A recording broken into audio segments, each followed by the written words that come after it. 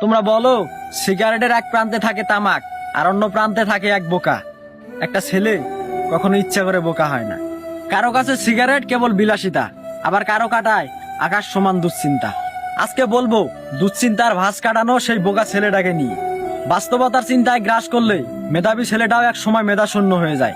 জীবন যখন প্রশ্ন করে ভবিষ্যতে কি করবি, তখন শক্তিশালী ছেলেটাও লড়াই করতে ভুলে যায়। নবম দশমের স্বপ্ন আমাদের আকাশচুম্বী। কেউ হবে ডাক্তার, কেউ চাকরিজীবী, আবার কেউ হবে ইঞ্জিনিয়ার। আমাদের পড়ালেখা ওই মাধ্যমিকেই শেষ।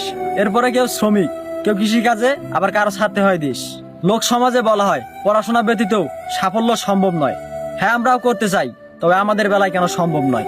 এজন্যই সিগারেট জ্বালিয়ে দুশ্চিন্তার ভাঁজ কাটাই। কারণ আমাদের বাবাদের টাকা থাকে না, আমরা মধ্যবিত্ত ঘরের সন্তান। আমাদের জীবন সুন্দর করার আগে প্রয়োজন পড়ে ইনকাম।